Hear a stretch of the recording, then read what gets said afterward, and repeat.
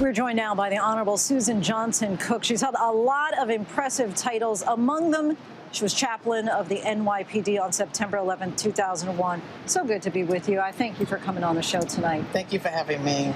So give us a sense that day. You're faced right on the front lines with people who are so desperate for a message, right? Yes. Trying to make sense of something that seemed to be senseless. What did you say? You know, you don't know what to say until the moment happens. So the first contact were with family members of the police department who were missing in action. And you listen and you allow them to emote, and then you just give them hope that we will find your loved ones.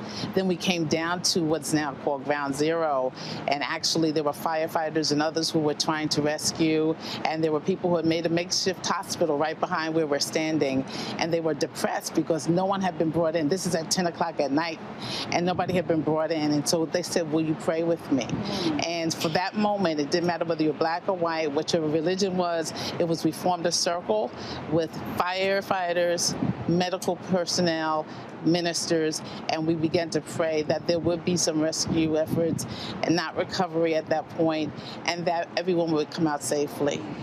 The fire department had just lost one of their chaplains that same day, Father Judge, and so they were mourning, but they were also trying to find their brethren and sisters who were perishing. So on that first day, I imagine it's somewhat easier because you can provide hope, yes, right? But when that dwindles and when that hope is gone, what do you say to people who are then questioning God, questioning their faith, questioning their belief system?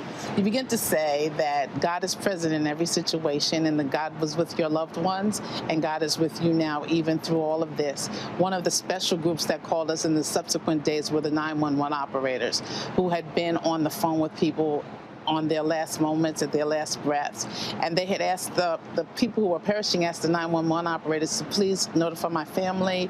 And they became prayer warriors. They became people of hope, even in the midst of what was a perishing situation.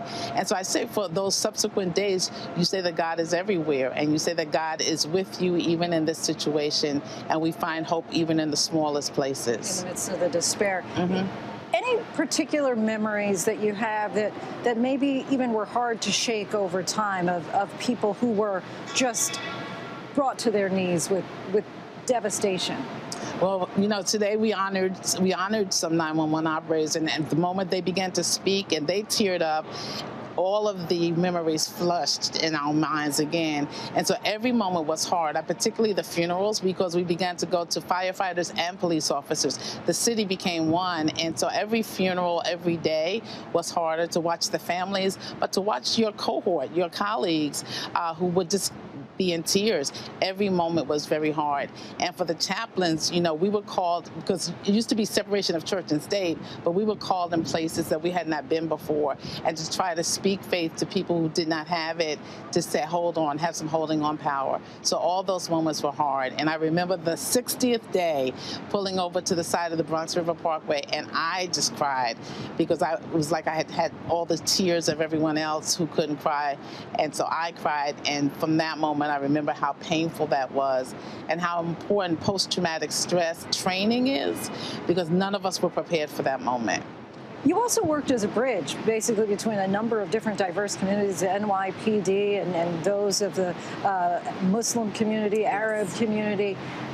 How did you do that? How did you try to unite and bring people together? And what larger message might you have for all of us? So we became a partnership of faith. A lot of us from different traditions, faith traditions, said we need to come together. We formed what was called a partnership of faith for the city of New York.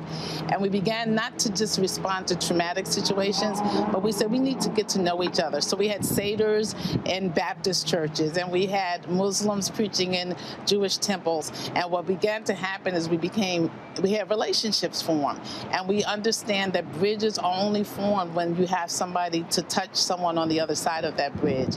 And so we said from this day forward, no matter what happens, we walk together, because when we walk together, we work together and we win together. And as a people, it's no black, white, it's no ethnicity. It's not who voted for whom or who did not vote for whom. It's about, can we be hope for people in the midst of hopelessness? And I think that is the message. We can be hope in the midst of hopelessness. We all need that hope, especially going through this time and reliving, hashing up all these memories. Yes. Suzan Johnson Cook, thank you so much for your time. I appreciate you coming on. Thank you so much for having me. Hi, everyone. George Stephanopoulos here. Thanks for checking out the ABC News YouTube channel. If you'd like to get more videos, show highlights, and watch live event coverage, click on the right over here to subscribe to our channel. And don't forget to download the ABC News app for breaking news alerts. Thanks for watching.